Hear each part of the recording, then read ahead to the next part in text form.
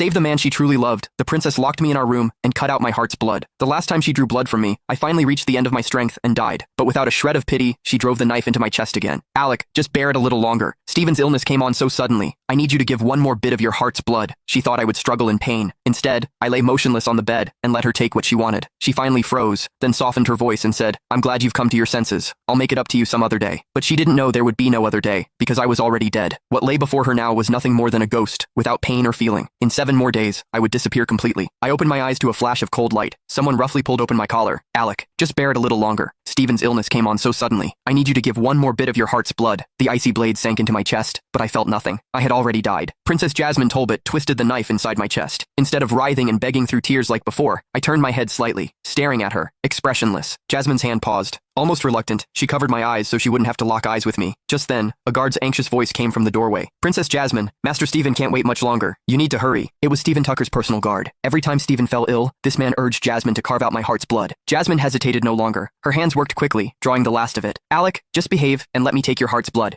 You should feel blessed that you're able to save Stephen. Once he has recovered, I will compensate you. Beneath her palm, I closed my eyes, holding back bitter tears. Another day? She didn't know my life had ended today. When I lay still, Jasmine put away the blood, tucked the blanket around me, and left without looking back. I watched her hazy figure retreat, letting out a soft laugh. Then my lips froze. My tears finally broke through. A month ago, her cousin Stephen had returned to the capital after his wife's death. Because his old heart condition flared up, he needed compatible heart's blood for his medicine. Using her authority, Jasmine tested every blood source in the city. Only I matched. We had been married for 5 years. At first, she only agreed because of my father's dying wish, but later, we grew close. She would care for me day and night when I had a cold. I personally saw to her meals, never letting anyone else do it. I never thought that for Stephen's sake, she would personally carve out my heart's blood. Time and again, I begged. Time and again, she took it by force. Until today, when my life force failed, I withered and died, but she was like ice. She didn't even notice I had stopped breathing. All she cared about was taking my blood to Stephen. Because my resentment was too great, I could not enter reincarnation. The King of Hell gave me 7 days to return to the living world and settle my grudges. But when I opened my eyes again, Jasmine still tried to carve out my blood. I was already a ghost without feeling, yet my chest ached as if wind were blowing through a hole in it. Cold tears spilled from my eyes. I pressed my hand to my chest, thinking bitterly that in 7 days, I would disappear completely. The next day, I went out to order a coffin for myself. The coffin shop owner was surprised. Young man, you're still so young. Why are you preparing a coffin for yourself? I smiled bitterly, shaking my head. He gave me a sympathetic look and let out a small sigh. He must have thought I had some incurable disease, but I didn't bother to explain. There was no escaping death. After taking care of that business, I slowly wandered the streets.